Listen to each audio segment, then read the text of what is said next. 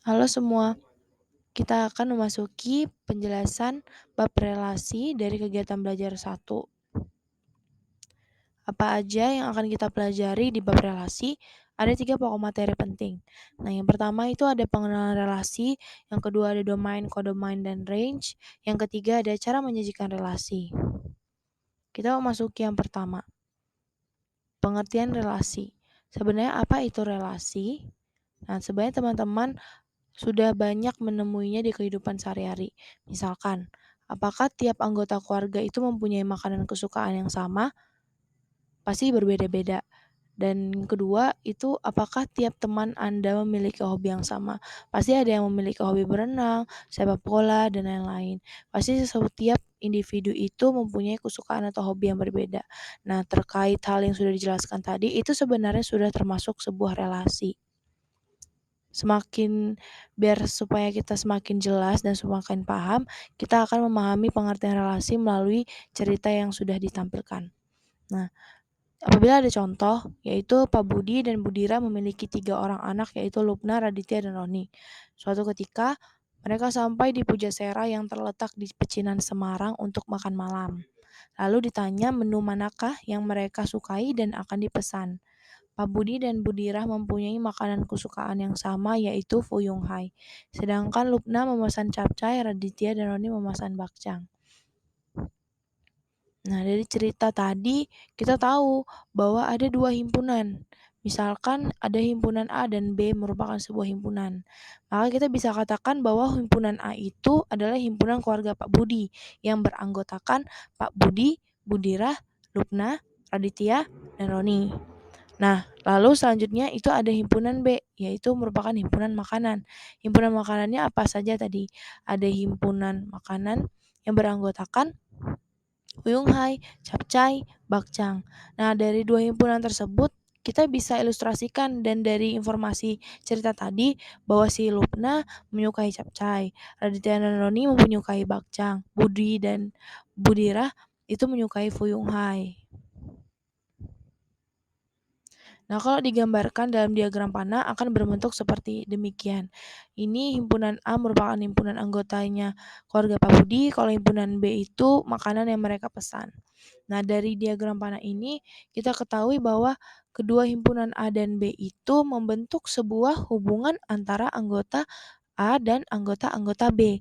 Jika menurut contoh yang tadi, itu terbentuk sebuah hubungan makanan Chinese food kesukaan keluarga Pak Budi. Nah, dalam matematika, hal ini dinamakan konsep hubungan yang disebut konsep relasi. Nah, dari penjelasan berikut dan dari penjelasan yang sudah dijelaskan tadi, bahwa kita dapat simpulkan secara umum bahwa sebuah relasi atau sebuah hubungan yang berelasi antara himpunan A ke B adalah pemasangan anggota-anggota A dengan anggota-anggota B. Oke, selanjutnya kita masuk ke penjelasan topik materi selanjutnya, yaitu domain, kodomain, dan range. Nah, amati contoh berikut. Apabila ada himpunan A yang beranggotakan tteokbokki, jjajangmyeon, shiboba, Japanese pancake, hotdog, dan himpunan B adalah asin, manis, pedas. Nah, jika himpunan C disimbolkan sebagai relasi yang terbentuk antara himpunan A dan B, maka C akan dituliskan sebagai tteokbokki, asin, tteokbokki, pedas, jjajangmyeon manis, shiboba manis, Japanese pancake manis, hotdog manis. Nah, dalam konteks relasi sebenarnya dapat dilihat bahwa A dan B itu berelasi dengan rasa apa. Nah, kita perhatikan juga bahwa maka akan terbentuk sebuah relasi makanan khas negara lain dengan rasa. Sehingga akan ada terbentuk sebuah relasi dari A dan B yang disimbolkan dengan C. Nah, sebagai relasi yang terbentuk A dan B, maka dapat ditulis dengan himpunan pasangan berurutan sebagai C yang sudah dituliskan seperti ini. Nah, dalam konteks relasi yang terbentuk dari himpunan A ke himpunan B, maka bisa dituliskan kalau himpunan A ini adalah domain, himpunan B adalah kodomain, himpunan C itu merupakan himpunan bagian dari himpunan B yang semua anggotanya mendapat pasangan di anggota himpunan A. Nah, inilah yang disebut range atau daerah hasil. Semisalnya, yang himpunan A ini ada yang tidak mendapatkan kawan di himpunan B. Maka di himpunan C yang merupakan range itu tidak perlu ditulis. Jadi di range itu hanya ditulis yang mendapatkan pasangan saja. Oke, kita masuk ke subtopik materi yang terakhir dari bab relasi, yaitu cara menyajikan relasi. Ada banyak cara menyajikan relasi. Ada 3, himpunan pasangan berurutan, diagram panah, dan diagram kartesius. Pertama, kita akan memahami bagaimana cara menyajikan relasi dari himpunan pasangan berurutan. Nah, di sini misalnya udah ada nih diagram panahnya.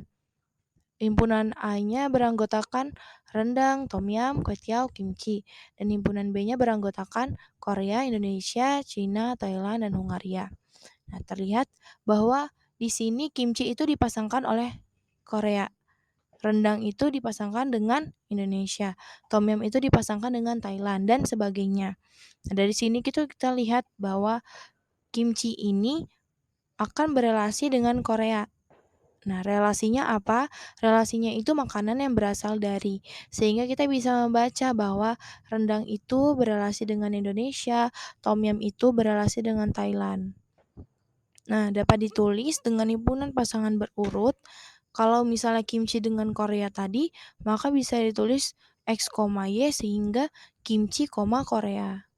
Nah, apabila yang relasi yang terbentuk makanan berasal dari itu kita simbolkan dengan R, maka dapat dituliskan kimchi Korea, rendang, Indonesia, tom yum, Thailand, dan sebagainya. Sehingga dapat secara umum kita tarik bahwa jika relasi dari himpunan A ke himpunan B dinyatakan dengan R, maka himpunan semua pasangan berurutan akan ditulis seperti R sama dengan dalam kurung kurawal ya, baru anggota-anggotanya yang sudah berelasi, begitu. Terus selanjutnya kita akan mempelajari bagaimana cara menjaga relasi dalam bentuk diagram panah.